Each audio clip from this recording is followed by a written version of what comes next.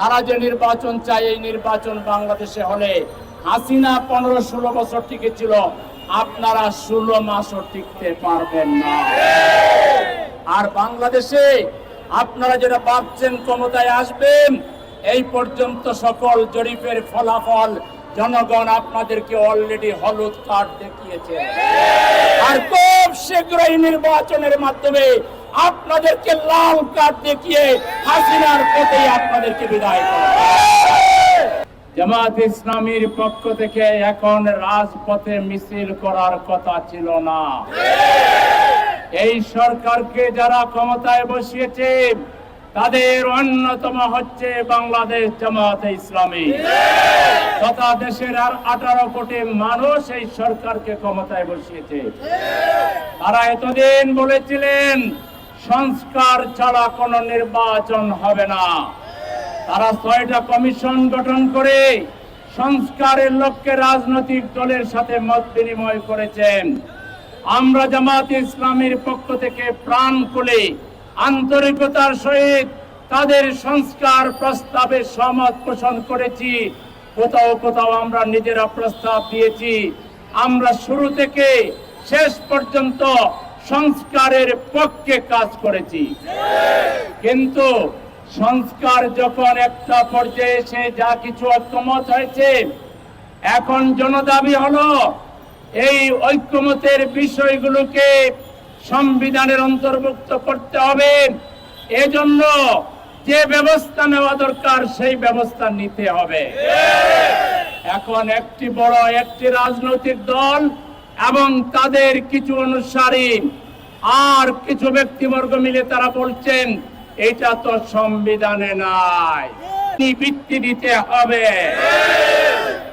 একটা দল নির্বাচনের জন্য ঘুমের মধ্যেও নির্বাচন, খাওয়ার মধ্যেও নির্বাচন, ইভেন বাথরুমে গিয়েও নির্বাচন বলে, কিন্তু তাদের মুখ দিয়ে আমরা একবারও সুষ্ঠু নির্বাচনের কথা শুনি না। তারা সেই হাসিনা মার্কা নির্বাচন করে ভাবছেন ক্ষমতায় চলে আসবেন, এই আশা সুদূর প্রহত হবে। বাংলাদেশে আর কোন হাসিনা মার্কা নির্বাচন হতে দেওয়া হবে না। নির্বাচন অবশ্যই হবে, নির্বাচন ফেব্রুয়ারি মাসেই হতে হবে। কিন্তু নির্বাচন নিয়ে যদি কোন ধরনের তালবাহানা করা হয়, নির্বাচনের নামে যদি প্রহসন করা হয়, জুলাই বিপ্লবীরা আমরা ঘরে ফিরে যাই নাই। প্রয়োজনে জুলাই বিপ্লবীরা আমরা রাস্তায় নামবো।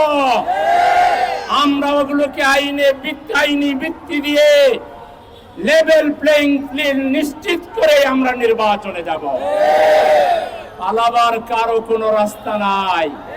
সেফ এক্সিট আর সেফ এন্ট্রি বলতে বাংলাদেশে কিছু নাই। বাংলাদেশিরা সারা দুনিয়ায় আছে। যারাই তাবেদার, যারাই ভারতের দালালি করবে, দুনিয়ার যেখানে যাবে সেখানেই প্রতিরোধ করা হবে। সুতরাং সেফ এক্সিট আর সেফ এন্ট্রি বলতে কিছু নাই। আপনারা জনদাবি বোঝার চেষ্টা করুন। অবিলম্বে আপনারা পিআর পদ্ধতি চালু করুন। আমাদের নির্বাচন কমিশনার সাহেব বলে যে পিআর তো সংবিধানে নাই। সংবিধানে কিভাবে নির্বাচন হবে? যে পদ্ধতিতে হয় সেটা কি সংবিধানে আছে? এটা নির্বাচন কমিশনের এখতিয়ার।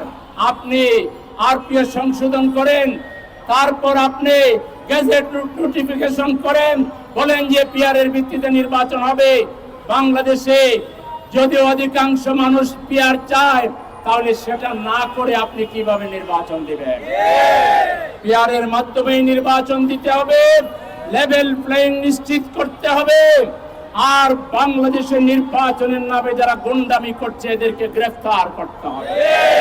যে ব্যক্তি বলল কালো লোকেরা জুলাই বিপ্লব করেছে, ওই কালো বিড়ালকে গ্রেফতার করো এবং ওকে নির্বাচনের অযোগ্য ঘোষণা করুন।